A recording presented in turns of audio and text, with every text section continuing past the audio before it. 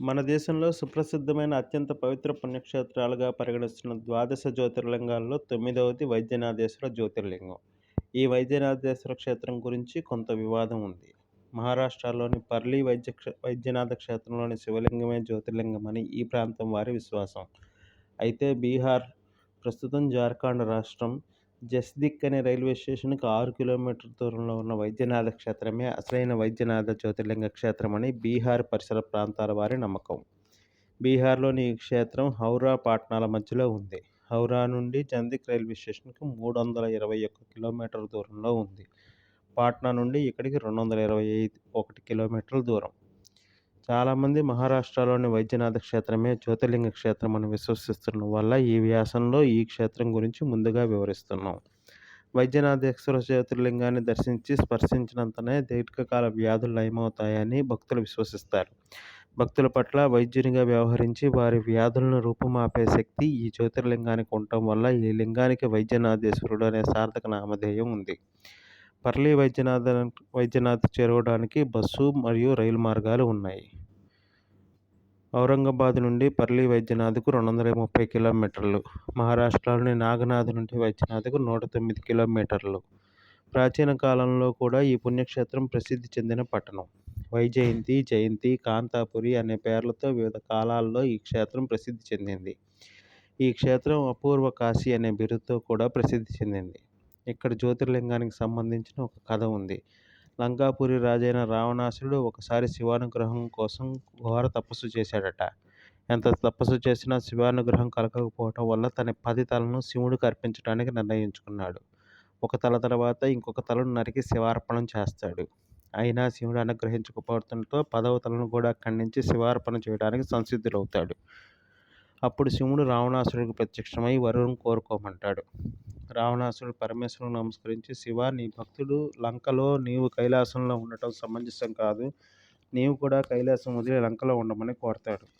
అందుకు శివుడు రావణాసురుడిని నివారించి, అది కాని పని, నా బదులు నా ఆత్మలింగాన్ని నీ వెంట తీసుకొని వెళ్ళు అని శివుడు రావణాసురుడికి హితవు పలుకుతాడు. అందుకు రావణాసురుడు అంగీకరించడంతో శివుడు నీ వెంట తీసుకొని వెళ్లే లింగాన్ని ఎట్టి పరిస్థితుల్లో కింద ఉంచకూడదు అని హెచ్చరిస్తాడు. అందుకు అంగీకరించి రావణాసురుడు శివలింగాన్ని చేత్తో పట్టుకొని లంకాభిముఖంగా ప్రయాణిస్తాడు. మార్గమధ్యంలో రావణాసురుడికి లఘుశంక తీర్చుకొనవలసి రావడం వల్ల చేతిలోని శివలింగాన్ని అక్కడే ఉన్న గొర్రెల కాపరిగా ఉన్న ఒక బాలునికి అప్పచెప్తాడు. తాను తిరిగి వచ్చే వరకు ఆ శివలింగాన్ని చేతిలో ఉంచుకోమని ఆ బాలుడికి తెలియజేస్తాడు. కానీ రావణాసురుడు తిరిగి వచ్చే లోపల శివలింగ బరువు తట్టుకోలేక ఆ బాలుడు లింగాన్ని భూమి మీద ఉంచుతాడు. అప్పుడే తిరిగి వచ్చిన రావణాసురుడు శివలింగం భూమి మీద చూసి దాన్ని తిరిగి తన చేతిలోకి తీసుకోవడానికి విశ్వప్రయత్నం చేసి విఫలుడవుతాడు. గత్యంతరం లేక ఆ లింగాన్ని అక్కడే వదిలేసి లంకకు వెళ్తాడు. ఆ తర్వాత చితాభూమి అనే ప్రదేశంలో ఉన్న ఈ లింగాన్ని దర్శించడానికి దేవతలు, మునులు, ఋషులు తదితరులు అక్కడికి చేరి పరమేశ్వరుని పూజించి ఆయన అనుగ్రహానికి పాత్రులవుతారు. భూలోకవాసులు తమ కర్మఫలం వల్ల అనేక దీర్ఘ వ్యాధులకు గురయ్యి బాధపడుతున్నారు. మీ దర్శన భాగ్యంతో వారి రోగాలు మాయమగునట్లు అనుగ్రహించమని వారందరూ పరమేశ్వరుని ప్రార్థిస్తారు. వారి కోరికను మన్నించి పరమేశ్వరుడు వైద్యనాథుడిగా అక్కడే స్థిరపడినాడని ఈ క్షేత్ర స్థల పురాణం తెలియజేస్తుంది. పూర్వం పర్లీ గ్రామంలో ఒక వైద్యుడు ప్రజల వ్యాధులను నయం చేయడంతో పరమేశ్వరుడు అనుగ్రహం కోసం తపస్సు చేశాడని, ఆ భక్తుని తపస్సుకు పరమేశ్వరుడు ప్రసన్నుడై మానవుల శారీరక, మానసిక వ్యాధులను నయం చేయడం కోసం అక్కడ జ్యోతిర్లింగంలో రూపంలో వెలిశాడని కథ కూడా ఉంది.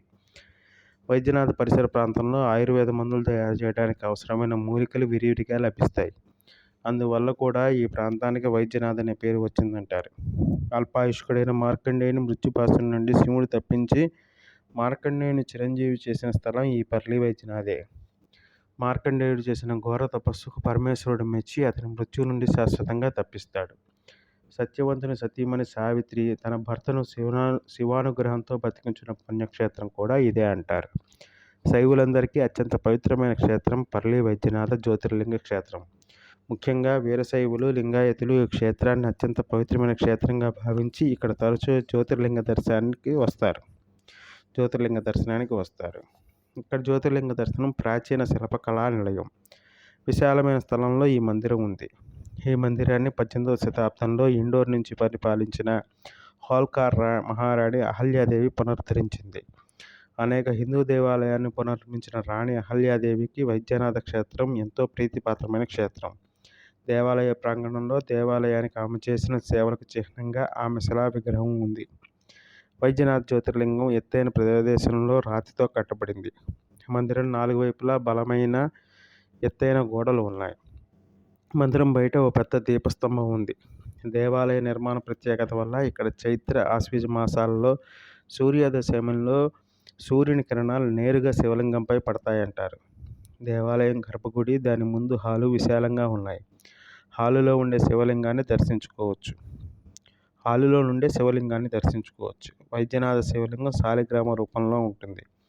ఇక్కడ ఈ శివలింగాన్ని అందరూ స్పృశించవచ్చు. భక్తులు శివలింగానికి తల ఆనించి భక్తితో, గౌరవంతో స్పృశించి తన్మయత్వం చెందుతారు. గర్భగుడికి 4 వైపులా దీపాలు వెలుగుతూ ఉంటాయి. దానవుల అమృత మథన ప్రయత్నంలో వెలువడిన అమృత ధన్వంతరి రత్నాలను విష్ణుమూర్తి ఇక్కడ దాచాడట. దానవుల లింగాన్ని స్పృశించి అమృతాన్ని పొందడానికి ప్రయత్నిస్తే లింగం నుండి అగ్నిజ్వాల వెలువడినాయట. దేవతలు ఈ లింగాన్ని ముట్టుకున్నప్పుడు అమృతం బయటికి వచ్చిందట. ఈ లింగంలో ధన్వంతరి అమృతం దాగి ఉండటం వల్ల ఈ లింగానికి ధన్వంతరి లింగమని, అమృతేశ్వర లింగం అనే కూడా పేర్లున్నాయి. వైద్యనాథ క్షేత్రం శివక్షేత్రమే కాదు, హరిహర క్షేత్రం కూడా. ఇక్కడ శంకరుడి విగ్రహాలతో పాటు కృష్ణుడి విగ్రహాలు కూడా ఉన్నాయి. శివుని ఉత్సవాలతో పాటు కృష్ణుడి ఉత్సవాలు కూడా నిర్వహిస్తారు. శివ విష్ణువుల సంగమ క్షేత్రమే ఇది. సామాన్యంగా శివునికి బిల్వపత్రాలతో, విష్ణువుని తులసి దళాలతో పూజిస్తారు. కానీ ఇక్కడ అందుకు భిన్నంగా శివుడిని తులసి దళాలతో, విష్ణువుని బిల్వపత్రాలతో పూజిస్తారు. దేవాలయంలో పూజలు, అభిషేకాలు ఉదయం 5 గంటలకే ప్రారంభమై రాత్రి 9 గంటల వరకు జరుగుతాయి. యాత్రికులు దేవాలయంలో పూజలు, అభిషేకం చేసుకోవడానికి దేవాలయంలోనే పూజారులు ఉన్నారు.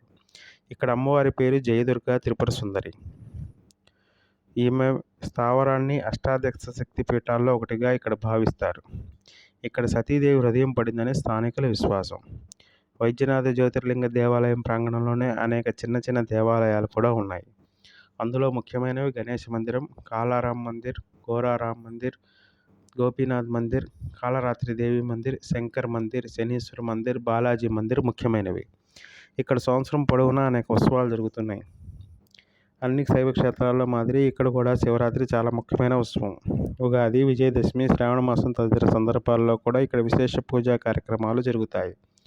ఈ ఉత్సవాలు జరిగేటప్పుడు ఇక్కడ సమీప ప్రాంతాల నుండి వేలాది మంది వస్తారు. పర్లి వైద్యనాథ్కి 26 కిలోమీటర్ల దూరంలో అంబేజోగాయ్ అనే అమ్మవారి పుణ్యక్షేత్రం ఉంది. పర్లి వైద్యనాథ్కి వచ్చిన వారు ఈ అంబేజోగాయ్ క్షేత్రాన్ని కూడా దర్శిస్తారు. పర్లి వైద్యనాథ్ జ్యోతిర్లింగ క్షేత్రాల్లో ఉండటానికి దేవాలయం ప్రాంగణంలోనే దేవాలయ కమిటీ వారి వసతి గృహం ఉంది. యాత్రికులు ఇక్కడ బస చేయవచ్చు. జ్యోతిర్లింగ దేవాలయం పక్కనే ఎత్తైన ప్రదేశంలో బీజామాత ఉద్యానవనం ఉంది. ఈ ఉద్యానవనం మధ్యాహ్నం 3 గంటల నుండి రాత్రి 9 గంటల వరకు సందర్శించవచ్చు. పర్లి వైద్యనాథ జ్యోతిర్లింగ దర్శనం ఒక మహద్భాగ్యం. ఈ జ్యోతిర్లింగ దర్శన, స్పర్శ వల్ల శారీరక, మానసిక, దీర్ఘకాలిక రుగ్మతలు నయమవుతాయని భక్తులు విశ్వసిస్తారు. అనేక ప్రాంతాల నుండి ఇక్కడికి దీర్ఘకాల వ్యాధులతో బాధపడేవారు వచ్చి పరమేశ్వరుని సేవిస్తారు. ఇక్కడ జ్యోతిర్లింగ అనుగ్రహం వల్ల తమ వ్యాధులు మాయమయ్యాయని భావించే భక్తులు చాలామంది ఉన్నారు. వ్యాధుల నివారణే కాక ప్రాపంచిక కోరికలు నెరవేరటానికి, బంధ విముక్తులై పరమాత్మను చేరుకోవడానికి కూడా ఇక్కడ చాలామంది వస్తారు. 12 జ్యోతిర్లింగాలలో పర్లి వైద్యనాథ్ జ్యోతిర్లింగానికి వ్యాధి నివారక దైవంగా ఒక విశిష్ట స్థానం ఉంది. ఇప్పుడు బీహార్, జార్ఖండ్లోని వైద్యనాథ్ క్షేత్రం గురించి తెలుసుకుందాం. ఈ క్షేత్రాన్ని వైద్యనాథం దియోఘర్ అంటారు. దేవగృహాన్నే దియోఘర్గా మారింది. దేవతలుండే ప్రాంతం కనుక దేవగృహ అనే పేరు వచ్చింది. ఇక్కడ జ్యోతిర్లింగాన్ని రావణేశ్వర జ్యోతిర్లింగం అంటారు. రావణాసుడి తపస్సు వల్ల ఇక్కడ పరమేశ్వరుడు జ్యోతిర్లింగంగా వెలియటం వల్ల ఈ జ్యోతిర్లింగాన్ని రావణేశ్వర జ్యోతిర్లింగం అంటారు. ఈ జ్యోతిర్లింగాన్ని మహేశ్వర జ్యోతిర్లింగం, సత్పురుష జ్యోతిర్లింగం అని కూడా పిలుస్తారు. ఇక్కడ శివగంగ, క్షీరగంగ అనే తీర్థాలు ఉన్నాయి. ఈ తీర్థాల్లో స్నానం చేస్తే సర్వ పాపాలు, రోగాలు నశిస్తాయి అంటారు. ఇక్కడ జ్యోతిర్లింగం మీద నిరంతరం శ్వేత బిందువులు కనిపిస్తూ ఉంటాయి. ఈ శ్వేత బిందువులను తొలగించడానికి చందనాన్ని లింగానికి పూస్తుంటారు. లింగం కింద భాగంలో ఎప్పుడు నీళ్లు ఉంటాయంటారు. శివలింగాన్ని ఇక్కడ మారేడు దళాలతో కాకుండా తులసి దళాలతో పూజించడం ఇక్కడ ప్రత్యేకత.